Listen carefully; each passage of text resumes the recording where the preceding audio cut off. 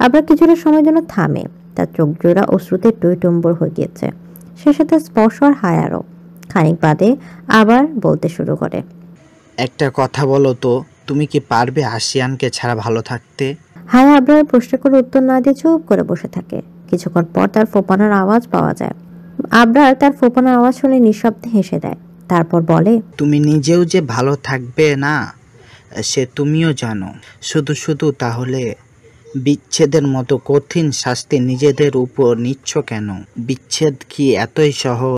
বিচ্ছেদ পরবর্তী জীবন কতটা ভয়াবহ তুমি কল্পনাও করতে পারবে না। তাই বাবা হিসেবে একটা পরামর্শ দিচ্ছি, রাগ করো, অভিমান করো, শাস্তির নামে নাকানি চুবানি খাওয়াও, কোনো সমস্যা নেই। সবটাতে অন্তত আমাকে পাশে পাবে। কিন্তু ডিভোর্সের মতো ভাবনা ভুলেও মাথায় এনো না। বুঝেছো আমার কথা? হায়া মাথা নাড়িয়ে আবরারের কথায় সম্মতি জানায়। সে সত্যি বুঝতে পেরেছে বিচ্ছেদ কোনো সমাধান না। আসলে কাল ফারাবি তার কাছে আশিয়ানের নামে অনেক নেগেটিভ কথা বলেছিল। সবচেয়ে বড় কথাটা ছিল আশিয়ান নাকি হায়ার সুখে থাকা দেখতে পারে না। আশিয়ান বিদেশে যাওয়ার পরে হায়ার ভেঙে পড়া দেখে নাকি খুশি হতো। যখন আশিয়ান দেখলো হায়া তাকে ভুলে ফারাবির সাথে নতুন করে সবটা শুরু করতে চাইছিল, তখনই আশিয়ান বাংলাদেশে ফিরে আসা হায়ার সুখে হস্তক্ষেপ করার জন্য, হায়াকে পুনরায় সমাজের সামনে লাঞ্ছিত অপমানিত করার জন্য। আশিয়ান ফারাবির সাথে হায়ার বিয়েটা হতে দেয়নি। এমনই আরে বুজুংভাং কথা বলে হায়াকে আশিয়ানের বিরুদ্ধে উস্কে দেয়। ফারাবি যেহেতু ডাক্তার, তাই সে মানুষের সাইকোলজি খুব সহজেই ধরে ফেলতে পারত। হায়ার সাইকোলজি ধরা তার 2 মিনিটের ব্যাপার ছিল। এছাড়া সে আগের থেকে হায়া আর আশিয়ানের বিষয়টা সব জানতো বলে হায়াকে প্রভোগ করতে বেশি সময় লাগে না। এদিকে রুমে চিন্তিত হয়ে বসে আছে রাহা। কাল রাত 11টায় আফিফ বের হয়ে গিয়েছে বাসা থেকে। আজ সকাল 11টায় পেরিয়ে 1টা বাজতে চলল, কিন্তু তাও এদের কোনো খবর নেই। ফোনটা বন্ধ বলছে। রাতে শুধু একবার ফোন দিয়ে বলেছিল আজ ফিরবে না, ব্যাস, তারপর আর কোনো খবর নেই। হঠাৎই রাহার নিজেকে আর 5টা সাধারণ বউয়ের মতো মনে হচ্ছে, যার স্বামী কিনা রাতে বাড়ি না ফেরার ভীষণ চিন্তিত। রাহার অবচেতন মন বলে ওঠে, আচ্ছা, সেসব বউয়েরা তো তাদের স্বামীকে ভালোবাসে বলে এত চিন্তা করে, তাহলে আমিও কি ডাক্তার সাহেবকে ভালোবেসে ফেলেছি? এত তাড়াতাড়ি একজনকে ভুলে আরেকজনকে ভালোবাসা যায়? সে জানে না কেন আজ এই দিনে পৃথিবীর এত কোলাহলের মাঝেও তার বুকের ভেতরটা একটা নিঃশব্দ ঝড় বয়ে যাচ্ছে। পা দুটো বিছানার কিনারে ঝুলে আছে, কিন্তু মনটা কোথায় যেন হারিয়ে গেছে। ফোনটা হাতে নিয়ে শতবার দেখছে যদি কোনো কল, কোনো মেসেজ আসে, কিন্তু না, কিছুই আসে না। রাহা নিঃশব্দে ফিসফিস করে যেন নিজের সঙ্গেই কথা বলছে। সেই সব মেয়েরা তো চোখে চোখ রেখে ভালোবাসি বলেছিল, তারপর হয়তো চিন্তায় কেঁদেছে। আমি তো কখনো বলিনি। তাও কেন এভাবে কষ্ট হচ্ছে আমার? এটা যদি ভালোবাসা নাই হয় তাহলে কি? কি এটা? কেন আমি বারবার দরজার দিকে তাকাই? কেন এই নিঃশ্বাসগুলো এত ভারী লাগছে? ডাক্তার সাহেব, আপনি কেন ফিরছেন না? হঠাৎই তার বুকটা ব্যথা করে ওঠে। মাথা নিচু করে চোখ বন্ধ করে ফেলে সে। 1 ফোঁটা নয়, 2 ফোঁটা নয়, একরা সজানো অশ্রু তার গাল বেয়ে ঝরে পড়ে। তার কণ্ঠ কেঁপে ওঠে। নিজের উপর রাগ হয়, লজ্জা হয়, আবার একরাশ অভিমানও জেগে ওঠে। আমি কি এতটাই দুর্বল? এত তাড়াতাড়ি একটা মানুষকে ভুলে আরেকজনের জন্য কাঁদছি কেন? নাকি ভালোবাসার ঠিক সময় দেখে আসে না, সে তো হঠাৎই এসে পড়ে বুকের এক কোণে? তাহলে কি জাহানের প্রতি আমার কোনো ভালোবাসাই ছিল না? যা ছিল তা শুধুই জেদ। রাহা জানে না উত্তরগুলো কোথায় লুকিয়ে আছে, শুধু জানে অনাকাঙ্ক্ষিতভাবে আগমন করা সেই পুরুষটির সাথে সে নিজেকে এমন বাজেভাবে জড়িয়ে ফেলেছে, যাকে ছাড়া রাহা এখন নিজেকে একদণ্ড একা ভাবতেও পারে না। যখনই ভাবতে চায় তখনই তার বুক প্রচণ্ডভাবে কেঁপে ওঠে। রাহা যখন আফিফকে নিয়ে তার কল্পনার মাঝে বিভোর, ঠিক তখনই ক্লান্ত পায়ে দরজা ঠেলে রুমে প্রবেশ করে আফিফ। খটর মটর আওয়াজে রাহার ধ্যান ভঙ্গ হলে সে দরজার দিকে তাকায়। বহুল কাঙ্ক্ষিত মানুষটিকে দেখে রাহা এতক্ষণে ধরে করা সব দুশ্চিন্তা কোথায় যে পালিয়ে যায় রাহা নিজেও জানে না। হুট করে রাহা বসা থেকে দাঁড়িয়ে দৌড়ে গিয়ে আফিফের বুকে ঝাঁপিয়ে পড়ে। আকস্মিকতায় আফিফ নিজের ব্যালেন্স হারিয়ে পড়ে যেতে নিয়েও নিজেকে সামলে নেয়। বিষয়টা বুঝতে তার বেশ কতক্ষণ সময় লাগে, কিন্তু যখনই বুঝতে পারে তখনই তার বিস্ময় শেষ থাকে না। রাহা আফিফকে জড়িয়ে ধরে কাঁদছে। কেন কাঁদছে সে নিজেও জানে না। তার মনে হয়েছে বুকের ভেতর চাপা পড়া ভারী দীর্ঘশ্বাসগুলো মুক্ত করে দেওয়ার এটাই একটা পন্থা। তাই সে কাঁদছে। আফিফ রাহার ফোপানার আওয়াজ শুনে বিচলিত হয়ে পড়ে। কেউ কি তাকে কিছু বলেছে? নাহলে কাঁদছে কেন? আর কেই বা কিছু বলবে? বাসায় তো তারা হাতে গোনা 4 জন মানুষ। তাহলে তার মায়ের সাথে কি কিছু হয়েছে? আফিফ নিজের ভাবনা চিন্তাকে দূরে সরিয়ে দিয়ে ইতস্ততভাবে রাহার মাথায় হাত রাখে। আস্তে আস্তে মাথায় হাত বুলিয়ে দিয়ে তাকে শান্ত করতে চায়। রাহা কিছুটা শান্ত হয়ে আসলে আফিফ তাকে আদুরে গলায় জিজ্ঞেস করে, কি হয়েছে ময়না পাখি? যেই চোখে সদা চঞ্চলতা খেলা করে সেই চোখে আজ বিষণ্ণতার অশ্রু কেন? এত আদরে সম্বোধন করে কথা শুনে আর কান্না ভালো লাগে। রাহা যেন আফিফের আলিঙ্গন করে সম্বোধন আরেকটু প্রশ্রয় পায়। একটু শব্দ করে ফুপাতে থাকে। আফিফের চিন্তাগুলো এবার দুশ্চিন্তায় রূপ নেয়। সে পুনরায় জিজ্ঞেস করে, কি হলো বলো? কেউ তোমায় কষ্ট দিয়ে কিছু বলেছে? ওয়েট, আম্মু কি কিছু বলেছে তোমায়? রাহা আফিফের বুকে রাখা মাথা রেখে ডান পায়ে মাথা নাড়ায়। তার মানে না, কেউ কিছু বলেনি তাকে। আফিফ আবারও জিজ্ঞেস করে, তাহলে কাঁদছো কেন? আপনার জন্য। সিক্ত গলায় উত্তর দেয় রাহা। আফিফ তার কথা শুনে অবাক হয়ে যায়। তার জন্য রাহা কাঁদছে? কিন্তু কেন? সে কি করলো আবার যার জন্য মেয়েটা কাঁদছে? আমি আবার কি করলাম তোমায়? কি করেননি বলেন? হঠাৎই রাহা কান্না থামিয়ে দিয়ে ফুঁসে ওঠে। কোমরে 2 হাত রেখে রাগী গলায় বলে, আপনি বাসায় ফিরেননি কেন? হ্যাঁ, আর আপনার ফোন বন্ধ কেন শুনি? চিন্তা লাগে না আমার? আপনি কি এখন একা যে যখন তখন চলে যাবেন আর বাসায় ফেরার কোনো তাড়া থাকবে না? আমায় কি মানুষ লাগে না আপনার? হ্যাঁ, বলুন না। শেষের কথাটা বলতে বলতে রাহা আবারও কেঁদে দেয়। আফিফ তৎক্ষণাৎ তাকে নিজের বুকে আগলে নেয়। রাহা মিছে মিছে রাগ দেখিয়ে সরে যাওয়ার চেষ্টা করে কয়েকবার, কিন্তু আফিফ তাকে ছাড়ে না, বরং সোফায় তাকে নিজের কোলে নিয়ে বসে পড়ে। তার মুখে ফুটে উঠেছে এক মনোমুগ্ধকর হাসি। রাহা তার জন্য চিন্তা করছিল। কথাটা মনে পড়তে মনটা পুলকিত হয়ে ওঠে। কেমন সুখ সুখ অনুভূতি হতে থাকে রাহাতের। আফিফ মিটমিটিয়ে হাসতে হাসতে বলে, আমি তো জানতাম না আমার জন্য কেউ এত আগ্রহ নিয়ে অপেক্ষা করছে। তাহলে তো আরো আগে ফিরতাম সোনা। এই জেনে নিলাম আজ থেকে 8টা বাজার সাথে সাথেই আমায় বাসায় পাবেন বেগম সাহেবা। এবার খুশি তো? রাহার কান্না থেমে গিয়েছে ততক্ষণে। সে আফিফের বুকে মুখ ঘষতে ঘষতে বলে, সেভাবে তারা কিছুক্ষণ বসে থাকে। তাদের দুজনের ধ্যান ভঙ্গ হয় দরজায় নক করার আওয়াজে। আফরা এসেছে। রাহা আফিফকে ছেড়ে উঠতে চাইলে আফিফ তাকে ছাড়ে না, জড়িয়ে ধরে বসে থাকে। রাহা আফিফের শার্টের বোতাম খুঁচেতে খুঁচেতে মিনমিন সুরে বলে। আফিফ তাকে ছেড়ে দেয়, কিন্তু ছাড়ার আগে রাহার কপালে নিজের উষ্ণ ভালোবাসার স্পর্শ দিয়ে তারপর ছাড়ে। রাহা বাধ্য মেয়ের মতো তার সাদরে গ্রহণ করে। কেনই বা করবে না? জীবনে যাকে সবচেয়ে বেশি চাইলো তার ভালোবাসা তো পেল না। এখন উপরওয়ালা তার নামে যাকে লিখে দিল তার ভালোবাসা কোন সাহসে সে অগ্রাহ্য করবে? সে একদমই এমনটা করবে না, বরং লাগলে আরো চেয়ে চেয়ে নিবে। তার পূর্ণ হক আছে ভাই। রাহা দরজা খুলে দিলে আফরা রুমে প্রবেশ করে। মা ছেলে টুকটাক কথা বলার পর হুট করে আফরা আফিফকে বলে, আজকের পার্টিতে যাবি না তোরা? কথাটা বলে আফরা নিজের থমকে যায়। সে অনুধাবন করতে পারে ভুল জায়গায় ভুল কথা বলে ফেলেছে।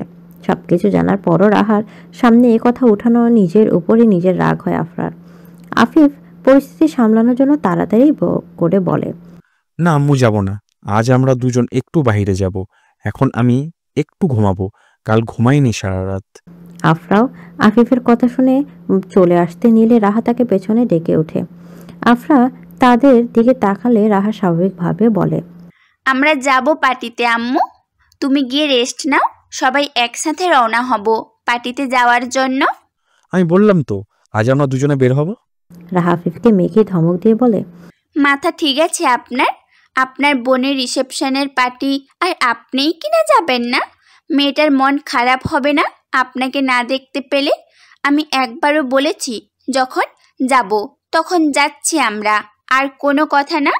আপনি ফ্রেশ হতে যান, আমি ততক্ষণে আপনার খাবার নিয়ে আসছি। আফরা কাছে এসে তার হাত ধরে হাঁটতে হাঁটতে বলে, চলো তো, বেশি কথা বলে তোমার ছেলে।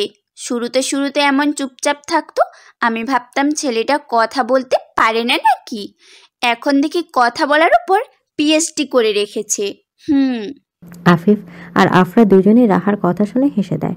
রাহারা চোখের আড়ালো হতে আফিফ জামা কাপড় নিয়ে ফ্রেশ হতে চলে যায়। শ্বশুরের সঙ্গে কিছুক্ষণ কথা বলার পর নিঃশব্দে নিজের ঘরে ফিরে আসে হায়া। ক্লান্তি যেন তার প্রতিটি অঙ্গ প্রত্যঙ্গে জমে বসে আছে। কাল রাতটা চোখের পলক ফেলেনি সে, একটিবারের জন্যও নয়। তার শরীরের এক দুর্বল দিক হলো ঘুম না হলে সে খুব সহজে ভেঙে পড়ে। মাথা ঝিমঝিম করে, দৃষ্টিও কেমন অস্পষ্ট হয়ে যায়। নিঃশব্দে দরজাটা লক করে হায়া রিমোটে হাত নেয়, এসি চালু করে। তারপর ভারী পায়ের নিচে গালিচার নরম ছোঁয়া টের পেতে পেতে ধপ করে বিছানা পড়ে যায়। চোখ দুটো যেন অপেক্ষায় ছিল একটুখানি আরামের। মিনিট খানেকের মধ্যে হায়া ঘুমের অতল গহ্বরে হারিয়ে যায়, সমস্ত ক্লান্তি আর অস্থিরতা পেছনে ফেলে। ঘুমের গভীরতা নিমগ্ন হায়া হঠাৎ টের পায় এক অতি চেনা, অতি আপন স্পর্শ আর মুখশ্রী ছুঁয়ে যাচ্ছে নিঃশব্দে, আলতোভাবে, কিন্তু উত্তপ্ত এক উন্মাদনায়। কখনো তার ললাটে, কখনো চিবুকে, থুতনিতে, চোখের পাতা, এবং সবশেষে থেমে থাকে তার ওষ্ঠে, যার প্রতিটা ছোঁয়া কোনো নিঃশব্দ আকুলতায় ভাষা, অন্তহীন কামনার এক নিঃশব্দ স্বীকারোক্তি। অস্বস্তিতে হায়ার নিঃশ্বাস ভারী হয়ে আসে। ঘুমের ভেতরে বিরক্তি, অজানা আতঙ্কে সে ব্যক্তিদের ওষ্ঠে জোরে কামড়ে ধরে, যেন ব্যথায় সে সরে যায়। কিন্তু না, ব্যক্তিটি যেন আরো উন্মাদ হয়ে ওঠে হায়ার প্রতিরোধে। তার দখলদারি আরো প্রবল, আরো নির্ভীক। হায়ার শরীর জেগে উঠলেও মস্তিষ্ক এখনো ঘুমের ঘরে। চোখ মেলে তাকানো যেন এক দুঃসহ শাস্তি তার জন্য। তবুও সে কোনো মতে নিজের ওষ্ঠ ছাড়িয়ে নিয়ে মুখ ফিরিয়ে নেয় একপাশে। সে পুরুষটির ঠোঁট থেকে নিজেকে আড়াল করতে চায়। এই সরল প্রত্যাখ্যানে পুরুষটি আরো ক্ষুব্ধ হয়ে ওঠে। মন যে এখনো অভিমানী। কাল যা করেছে হায়া, তাতে কি কম কষ্ট পেয়েছে সে? আজ কাছে টানতে গেল, তাতেও তাকে পেরিয়ে দিচ্ছে। পুরুষটির রাগের উষ্ণতা ছুঁয়ে যায় হায়ার কাঁধে। পুরুষটির ধারালো দাঁতের এক প্রবল চাপ যেন সে বুঝিয়ে দিতে চায় নিজের মালিকানা। ব্যথায় ছটফট করে ওঠে হায়া। তখনও ঘুম আর বাস্তবতার মাঝামাঝি এক বিভ্রান্তকর অবস্থায় আটকে যায়। মুক্তি চায় সে অসহনীয় যন্ত্রণার ছোঁয়া থেকে। কিন্তু মুক্তি কি এত সহজে মেলে? পুরুষটি তো তাকে ছাড়ার জন্য নয়, তাকে নিজের করে তোলার জন্য ফিরে এসেছে। হায়া ব্যথায় গুঙ্গিয়ে উঠলে পুরুষটির বোধ হয় একটু মায়া হয়। সে হায়ার কাঁধ থেকে মুখ সরিয়ে তার কানের কাছে নিজের মুখটা নিয়ে গিয়ে গম্ভীর পুরুষালী গলা হিসিয়ে বলে, লাগলেই কেটে নদীতে ভসিয়ে দেব, কিন্তু তাও তোকে আমার থেকে আলাদা হতে দেব না। এই এক জন্মে তুই শুধু আমার পার্সোনাল প্রপার্টি। হায়া সবটাই শুনে কিন্তু কোনো প্রত্যুত্তর করে না। গভীর ঘুমে তলিয়ে যায়। অন্যদিকে পুরুষটিও তার বউয়ের অসুস্থতার কথা মনে পড়ে যাওয়ার আজ জ্বালায় না। সে ভদ্রলোকের মতো বউয়ের বুকে মুখ গুজে ঘুমিয়ে পড়ে। হায়াও অভ্যাসবশত তার ব্যক্তিগত পুরুষটিকে নিজের সাথে আঁকড়ে ধরে। হায়ার ঘুম ভাঙে বিকেল 4টায়। চোখ বন্ধ রেখে সে অনুভব করে তার বুকের উপরটা হালকা। আশেপাশে হাতলে যখন কাউকে পায় না, তখন ফট করে চোখ খুলে ফেলে। তার স্পষ্ট মনে আছে কেউ তার ঘুমের সুযোগ নিয়ে আদর নামে কিছু বেদনাদায়ক আঘাত করলো, শাসালো, তার বুকের উপর পূর্ণ অধিকার নিয়ে ঘুমালো। কিন্তু এখন নেই। কেন নেই সেটা বুঝে উঠতে পারছে না হায়া। নাকি স্বপ্নে তার ঘুমের ঘুরে দেখা এক সুখকর স্বপ্ন বুঝি এত বাস্তব হয়? হায়া কি মনে করে ড্রেসিং টেবিলের সামনে গিয়ে দাঁড়ায়। কাঁধে থেকে কিছুটা জামা সরিয়ে সেদিকটায় দৃষ্টি নিবন্ধন করে। নিমিষে ঠোঁটের কোণে স্নিগ্ধ হাসির রেখা ফুটে ওঠে। সেখানে জলজল করতে থাকা দুটো লাল লাল দাগ তাকে বলে দিচ্ছে সে স্বপ্ন স্পর্শগুলো অনুভব করেনি, বরঞ্চ ব্যক্তিটি বাস্তবে এসে সব করে গিয়েছে। আয়নার প্রতিফলন দেখে দৃষ্টি সরিয়ে নিতে গিয়ে হায়ার চোখ আটকে যায় এক কোণে রাখা শপিং ব্যাগ। কৌতূহল ভরিয়ে এগিয়ে গিয়ে ব্যাগটা খুলে দেখে ভেতরে রয়্যাল ব্লু রঙের এক মনোমুগ্ধকর কাতান শাড়ি। পাড় জোরে সূক্ষ্ম সোনালী কারুকাজ যেন রাজকীয়তার প্রতীক হয়ে তার সামনে দাঁড়িয়ে আছে। শাড়িটির সৌন্দর্যে মুগ্ধ হয়ে হায়া কিছুক্ষণ তপ্দাখে দাঁড়িয়ে থাকে। এমন শাড়ি যেন গল্পের রাজকন্যাদের জন্যই বরাদ্দ থাকে। হাত বোলাতে বোলাতে সে আবিষ্কার করে শাড়ির নিচে থাকা ছোট্ট চিরকুট গোজা ছিল। নিঃশ্বাস আটকে খুলে পড়ে চিরকুটটা।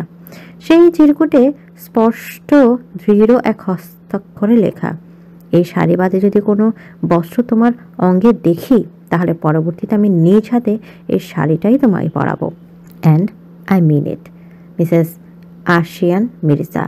চিরকুটের শেষ লাইনে মিস্টার আশিয়ান মির্জা সম্বোধনে যেন হায়ার সমস্ত অস্তিত্ব কেঁপে ওঠে। এক অদৃশ্য অথচ অমোঘ দাবি একবার যে সম্পর্কের বন্ধনে তার বাধা পড়েছে, তার ছিন্ন করার অধিকার যেন কারো নেই। আশিয়ান যেন চোখে আঙুল দিয়ে স্মরণ করে দেয় এই জন্মে নয়, কোনো জন্মেই সে হায়াকে ছাড়বে না। চিরকুটটা পড়ে শেষ হলে হায়া একটা ভেঙচি মারে, বিড়বিড়ে বলতে থাকে, পরবো না তোর দেয়া শাড়ি, শয়তান চার চোখা মাস্টার। হায়া মুখে তো বলে এক কথা, কিন্তু কাজ করে উল্টোটা। শাড়িটার সাথে দেওয়া ব্লাউজার পেটিকোট নিয়ে চলে যায় ওয়াশরুমে শাওয়ার নিতে। বাবার পরপর দেয়া কোন ফোন কলে হায়াকে চিন্তিত করে তোলে। সে পুষ্পে সজ্জিত রুমটাকে আরেকবার পর্যবেক্ষণ করে, ছেলে থেকে বের হয়ে আসে। কলটা রিসিভ করে কানে লাগিয়ে হাঁটতে হাঁটতে কথা বলতে থাকে। হ্যাঁ পাপা বলো। তুমি কোথায় মামুনি? পার্টি তো শুরু হয়ে যাচ্ছে সেই কখন। সবাই তোমার কথা জিজ্ঞেস করে চলেছে।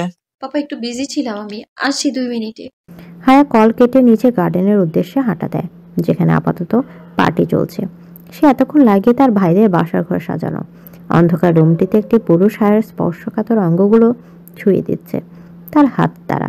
সে সাথে উন্মাদের মতো কাঁধে, গলায়, ঠোঁটের স্পর্শগুলো তো রয়েছে। হায়ার অনেক চেষ্টা করে লোকটির থেকে ছাড়া পাচ্ছে না। পুরুষটির শরীর থেকে আসা হালকা স্মেলটা তার পরিচিত পরিচিত মনে হচ্ছে, কিন্তু সঠিকভাবে ঠাহর করতে পারছে না।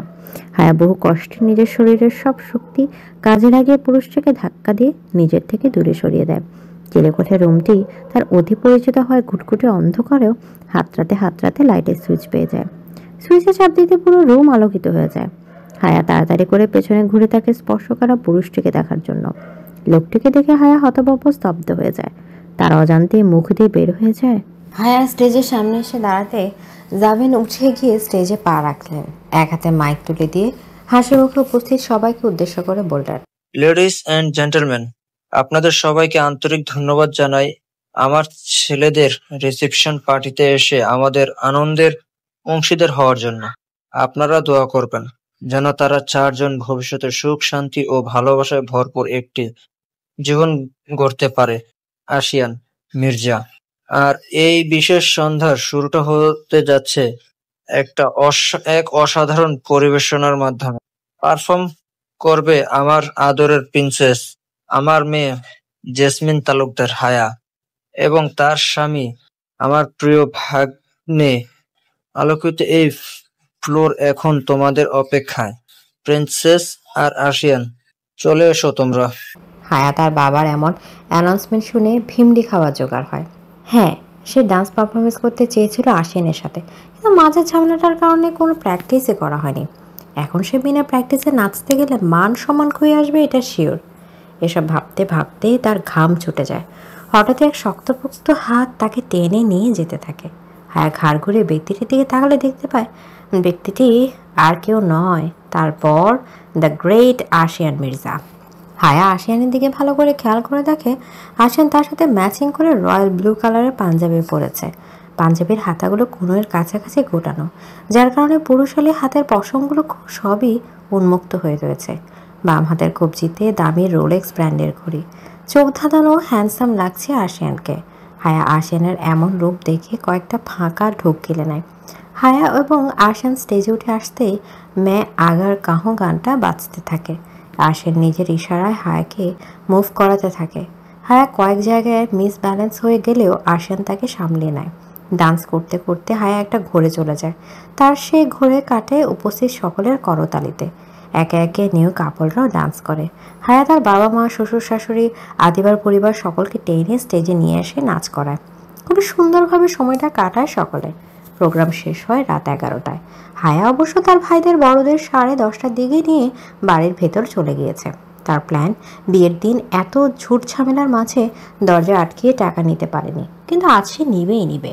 বিয়ের সময় তো এসবই আসল মজা। অতিথিদের বিদায় দিয়ে জাহান জাইনের ঘরে আসার সুযোগ হয় রাত 12:30টায়। জাহান নিজের রুমের সামনে এসে বড়সড় একটা ঝটকা খায়। জাহিনও তাই। তাদের ঘরে পাশাপাশি হওয়ায় দুই ভাই একে অপরের মুখ চাওয়াচাই করছে। জাহিন অবাক হয়ে ভাইকে জিজ্ঞেস করে, ভাই, আমি যা দেখছি তুইও কি তাই দেখছো? জাহানও একই সুরে বলে, তুই কি দেখেছিস আমি জানি না, কিন্তু আমি আমার রুমের দরজায় ঐতিহাসিক আমলের একটা মস্ত বড় তারা ঝোলানো দেখছি। আমিও তো তাই দেখছি। দু ভাই একে অপরের দিকে হতভম্ব হয়ে তাকিয়ে থাকে। তারপর হঠাৎ দুজনে একসাথে প্রশ্ন করে ওঠে, কিন্তু এই কাজটা করলো কে? কিন্তু এই কাজটা করলো কে? তখনই পেছন থেকে একটা নারী কণ্ঠ বলে ওঠে, আমি করেছি ব্রাদার্স। জাহিন পেছনে ঘুরে দেখে মেয়েটি আর কেউ না, তাদের কলিজার টুকরা বোন হায়া। হায়া চাবির গোছাটা আঙুলে ঢুকিয়ে ঘোরাতে ঘোরাতে আবারও বলে, আমি এই মহান কাজটা সম্পাদন করেছি। হ্যাঁ, আমার সহোদরেরা। কিন্তু কেন? কিন্তু কেন? জাহিন পূর্বের মতোই একসাথে প্রশ্ন করে ওঠে। হায়া তার সবগুলো দাঁত দেখিয়ে বলে, টাকা নেয়ার জন্য। টাকা? কিসের টাকা? যার প্রশ্ন করে ওঠে হায়াকে। হায়া বলে, তোমাদের বিয়ের দিন তো আমি তোমাদের বাসর ঘরে দরজা ধরতে পারিনি, কিন্তু আজ আবারও একটা সুযোগ পেয়েছি। সেটাকে কিভাবে হাতছাড়া করি বলো তো ভাইয়েরা আমার? কথাটা বলে হায়া একটা বিটকেল মার্কা হাসি দেয়। তার কথা শুনে জাহান আর জাহিন তবদা খেয়ে দাঁড়িয়ে থাকে। হায়া তাদের সম্মুখে এসে দাঁড়িয়ে হাত পেতে বলে, টাকা ছড়ো আর চাবি নিজেদের নামে লিখিয়ে নাও। জাহিন নিজেদের চমকানো ভাবটা সামলিয়ে নেয়। জাহান শান্ত গলায় প্রশ্ন করে, কত চাই তোর? তোমার থেকে 10, ছোটদা ভাইয়ের থেকে 10 দিলেই হবে। জাহিন তার কথা শুনে বলে, ও 20 টাকা? বনু, তুই এখন বাচ্চা রয়ে গেলি। 20 টাকার জন্য এমন দরজায় তালা লাগানো লাগে? ভাইয়ের কাছে বললেই কি দিতাম না আমি? ভাই জাহানকে উদ্দেশ্য করে বলে, আমারটাও আমি দিচ্ছি, তোমার দেওয়া লাগবে না। কথাটা শেষ করে জাহিন পকেটে হাত দুইটা 10টা টাকার নোট বের করে হায়ার সেই পেতে রাখা হাতে দেয়। হায়া তার ছোটদা ভাইয়ের কথা আর কাজ দেখে হতভম্ব হয়ে যায়। সে চাইলেও 20,000 তাকে দিচ্ছে 20 টাকা। এই 20 টাকার একটা আইসক্রিমও তো খেতে পারবে না সে। হায়া টাকাগুলো মুছড়ে দাঁত কিরমিরিয়ে বলে, হপ, আমি চেয়েছি 20,000 টাকা আর তোমরা আমায় 20 টাকা? হায়ার কথা শুনে জাহিনের ডান হাতকে তা অটোমেটিক বুকের বাম পাশে চলে যায়। সে বুকের বাম পাশে খামচে ধরে জাহানের গায়ে কিছুটা হেলান দিয়ে বলে, ভাই গো, আমারে ধরো, এই মাইয়া কি কয়? 20,000 টাকা চাচ্ছে। এই তুই বলতো, 20,000 টাকার কয়টা শূন্য দিতে হয়? জাহিনের এমন কটাক্ষপূর্ণ কথায় হায়ার রাগ উঠে। সে তাদের থেকে মুখ ফিরিয়ে চলে যেতে যেতে বলে, থাক, তোমাদের দেয়া লাগবে না। No money no honey. হায়াকে চলে যেতে দেখে দুই ভাইয়ের চোখ ছানা বড়া হয়ে যায়। এই মেয়ে তাদের রুমের দরজা খুলে না দিলে আজ সারা রাত রুমে যেতে পারবে? অথচ আজ তাদের জীবনের বিশেষ একটি রাত। দুই ভাই দৌড়ে গিয়ে হায়ার 2 হাত ধরে তাকে আটকায়। জাহিন অনুনয় করে বলে, বনু, তালা না খুলে কোথায় যাস? তালা খুলে যা। আজ তালা খুলবে না? আমি এটা দেখে অবাক হয়ে যাচ্ছি। ঢাকার শহরের টপ বিজনেসম্যান জাভিয়ান তালুকদারের ছেলেরা নাকি এমন কিপটামো করছে। আচ্ছা বেশ, করো কিপটামো, যাই আমি। জাহানও জাহিনের মতো অস্থির গলায় বলে, তুই তো জাভিয়ান তালুকদারের মেয়ে, উপরন্তু তোর আবার বড়লোক জামাইও আছে, আমাদের তো সেটাও নেই। হায়া তাদের দুজনের থেকে নিজের হাত ছাড়িয়ে নিয়ে গম্ভীর গলায় বলে, এত কথা বলতে আর শুনতে পারবো না, টাকা দাও, চাবি নাও। এই বলেই আমি আমার বক্তব্য শেষ করলাম। জাহিন বুঝতে পারে টাকা না দিলে আজ তারা রুমে যেতে পারবে না। অজ্ঞাত তাদের টাকায় ছাড়তে হয়। জাহানের ওয়ালেট মিলে সব মিলে 1,500 পেলেও জাহিন তার পকেট খুঁজে 5,000 পায়। ওয়ালেট আপাতত তার কাছে নেই। জাহান টাকাটা দেওয়ার সাথে সাথে হায়া তার রুমের চাবিটা জাহানের হাতে তুলে দেয়, কিন্তু জাহিনকে দেয় না। জাহিন কাঁদো কথা গলায় বলে, বনু বিশ্বাস কর, ওয়ালেটটা আমার কাছে নেই, থাকলে দিতাম। আপাতত এই টাকাটাই মেনে নে যা, কলিজা আমার। নো, নেভার, কবি নেহি। ওয়ালেট এনে টাকা ছাড়ো, বাকিটা। জাহিন তার কথা শুনে কয়েক সেকেন্ড কিছু একটা ভাবে, তারপর হাতের ঘড়িটা একবার চেক করে বলে, ও হ্যাঁ, মনে পড়েছে, আমার ওয়ালেটে ছাদের চিরাকোঠার ঘরে ফেলে এসেছি। তুই দাঁড়া, আমি নিয়ে আসছি। এ বলে জাহিন ছুট লাগাতে নেয়। তখন হায়া তাকে থামিয়ে দেয়। জাহানের হাতে চাবিটা দিয়ে বলে, এটা তুমি রাখো বর্দা ভাই, আমি যাচ্ছি চিলেকোঠা থেকে ছোটদা ভাইয়ের ওয়ালেট নিয়ে আসতে। আমি ছোটদা ভাইয়ের ওয়ালেট পেলে তোমায় ফোন করব, তখন তুমি চাবিটা ছোটদা ভাইয়ের হাতে তুলে দেবে, ঠিক আছে? জাহান নিজের মনের শয়তানি লুকিয়ে বাহিরে ভোলা ভালা একটা হাসি দিয়ে মাথা নাড়িয়ে বোনের কথায় সম্মতি দেয়। হায়া চলে যায় চিলেকোঠায় ঘরের উদ্দেশ্যে। সে চোখের আড়াল হতেই জাহান স্বল্প আওয়াজে বলে ওঠে, সারা জীবন আমাদের এমন জ্বালানোর জন্য এই চটপটে স্বভাব যেন সর্বদা বিরাজ থাকে। আল্লাহ রব্বুল আলামিন যেন তোকে দুনিয়ার সবথেকে সুখী করুক কলিজা আমার, আমিন। জাহান জাহিনের রুমের চাবিটা তার হাতে তুলে দেয়। দুই ভাই তালা খুলে নিজেদের রুমে প্রবেশ করে। তারা হয়তো জানেই না তাদের জন্য আরো একটি চমক অপেক্ষা করছে। এদিকে হায়া গুনগুন করতে করতে চিলেকোঠা ঘরে এসে উপস্থিত হয়। রুমের দরজাটা আগের থেকে আদা খোলা থাকায় ঢুকতে এক প্রকার বাধা পায় না সে। রুমে ঢুকে সে নিজের মনে মনে ভয়ঙ্কর কিছু গালি দেয়। নিজের ফোনটা না নিয়ে আসার জন্য গালিগুলো দিল আর কি। হঠাৎই সে অনুভব করে তার পেছনে কেউ একজন দাঁড়িয়ে আছে। সে পেছন ফিরবে, তখন একটা বড়শালী উষ্ণ হাত তার শাড়ির ভাঁজে হাত ঢুকে উন্মুক্ত কোমর জড়িয়ে ধরে, আর অন্য হাত দিয়ে হায়ার ঘাড় থেকে চুল সরিয়ে সেখানটায় ওষ্ঠের উষ্ণ আর্দ্র আদর হাত দিতে থাকে। হায়া আতঙ্কে উঠে এমন কাণ্ডে ছটফটে লোকটির থেকে দূরে সরে যেতে চায়, কিন্তু পারে না। তার কোমরে থাকা লোকটির হাত শক্তপোক্ত হয়ে জড়িয়ে আছে। বেশ কিছুক্ষণ ধস্তাধস্তির পর হায়া কোনো মতে নিজেকে ছাড়িয়ে নিতে সক্ষম হয়। চিলেকোঠার রুমটি তার অতি পরিচিত হওয়ায় গুটকুটে অন্ধকারও হাতড়াতে হাতড়াতে লাইটের সুইচ পেয়ে যায়। সুইচে চাপ দিতে পুরো রুম আলোকিত হয়ে যায়। হায়া তাড়াতাড়ি করে পেছনে ঘুরে তাকে স্পর্শ করা রুমটিকে দেখার জন্য। লোকটিকে দেখে হায়া হতভম্ব, স্তব্ধ হয়ে যায়। তার অজান্তেই মুখ দিয়ে বের হয়ে যায়। আসিয়ান আপনি? আশান হায়াকে দূরে সরে যেতে দেখে উদ্গ্রীব হয়ে বলে, হ্যাঁ শোনা, আমি দূরে গেলে কেন, কাছে আসো। আচ্ছা আমাদেরও বাসর হবে তো, তাড়াতাড়ি আসো, কাম ফাস্ট। বিয়ের 5 মাস পর বাসর, এও শোনা বাকি ছিল হায়ার। হায়া ভ্রুকুচকে বলে, বিয়ের 5 মাস পর কিসের বাসর? আর আমাদের মধ্যে তো সব হয়েই গিয়েছে। হয়েছে, আজ আবার হবে। আর বাসর করতে বিয়ের দিনে লাগে নাকি? আজ জাহান জাইনের ফুলসজ্জিত বাসর ঘর থেকে আমার বাসর করতে মন চাইছে, তাই তো 2 ঘন্টার মাঝে এই রুমটাকে নিজ হাতে সাজিয়েছি। কাম ফাস্ট জান, রাত তো পার হয়ে গেল বলে। হায়ার মনে হলো তার মাথায় কেউ বাঁশ দিয়ে বাড়ি মেরেছে। সারাদের বাসর ঘর দেখে নিজেরও বাসর করতে চাইছে। হায়রে অসভ্য পুরুষ! এই অসভ্য পুরুষটি তার কপালে লেখা ছিল শেষ পর্যন্ত। হায় রে! ভাবনার মাঝে আসেন তার অনেকটা কাছে এসে পড়ে। হায়া তো বুঝতে পেরে সরে যেতে চায়, কিন্তু ততক্ষণে অনেক দেরি হয়ে গিয়েছে। আসেন হায়ার দিকে খানিকটা বুকে তার হাঁটুর পেছনে হাত দিয়ে ধরে তাকে কাঁধে উঠিয়ে বেডের দিকে হাঁটা দেয়। হায়া ছাড়া পাওয়ার জন্য ছটফট করতে থাকে, কিন্তু আসেন তাকে ছাড়ে একদম বেডের উপর। আকস্মিকভাবে পড়ে যাওয়া হায়া কোমরে একটু ব্যথা পায়। সে আর্তনাদ করে বলে ওঠে, বাবা গো, এই জল্লাদ আজকেও আমার কোমর ভেঙে দিল। আসেনে মনে পড়ে যায় তাদের বিয়ের দিনটার কথা। সেদিনও ভেবেই তো হায়াকে ভুলবশত কোল থেকে ফেলেছে, কিন্তু সেই দিনটা আর আজকের মধ্যে বিস্তার ফারাক রয়েছে। পাঞ্জাবিটা আসেন অনেক আগেই খুলে রেখেছিল। চিলেকোঠার গুলমুট বাতাস ও হায়াকে নিয়ে করা চিন্তার কারণে শরীর ঘেমে উঠেছিল। বউটা আসতে যেন ইচ্ছে করে সময় নিচ্ছিল। বিরক্তি আর অধীরতা মিলে তার ধৈর্য ফুরিয়ে গিয়েছিল অনেক আগেই। গায়ে এখন শুধু একটা স্যান্ডো গেঞ্জি, যা তার পেশিবহুল কাঁধ আর বুকের রেখাগুলোকে আরও স্পষ্ট করে তুলে ধরছিল। আর পাঞ্জাবির সাথে মিল রেখে সাদা পায়জামা পরেছিল সেটা। আসেন আর এক মুহূর্ত দেরি না করে স্যান্ডো গেঞ্জিটাকে একটানে খুলে ফেলে দেয় দূর। তারপর হঠাৎ লাফ দিয়ে উঠে পড়ে বিছানায়। হায়া থমকে যায়, তার ঠোঁট কেঁপে ওঠে অজান্তে। পরের মুহূর্তে নিজেকে খুঁজে পায় আসেনের 4 হাত পায়ের মাঝখানে বন্দি অবস্থায়, ঠিক যেন শিকারকে কৌশলে আটকে রাখা কোনো গর্বিত বাঘ। হায়ার চোখে কেবল বিস্ময় নয়, ছিল একটা কাঁচা ভয় আর অজানা উত্তেজনা। সে 2 হাত বাড়িয়ে ঠেকানোর চেষ্টা করে আসেনকে, বুকের কাছে ঠেলে দিতে চায়। আসেন তার প্রতিহত করার উপায় দেখে মৃদু হাসে। তারপর উষ্ণ শক্ত আঙুল গলিয়ে দেয় হায়ার আঙুলের ভাঁজে এবং হাত দুটোকে বিছানার সাথে চেপে ধরে দৃঢ়ভাবে। তাদের চোখাচোখি হয় মুহূর্তখানেক।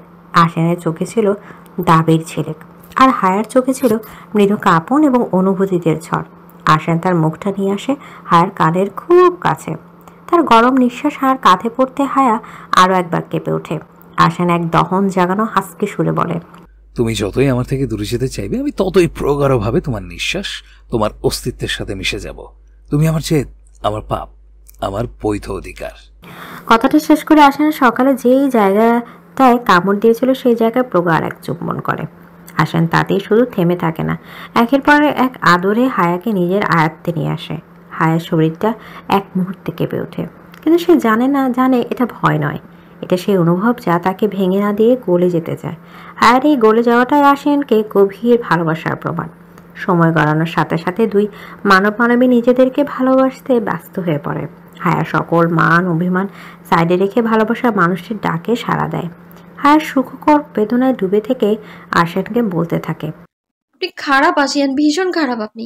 অস্থির নিঃশ্বাস ফেলে আসেন বলে ওঠে, আমি খারাপ? তাহলে ভালো কে? ওই ফারাবি, সে কিনা তোমার বরকে কয়েকবার জানে মেরে ফেলার চেষ্টা করছিল।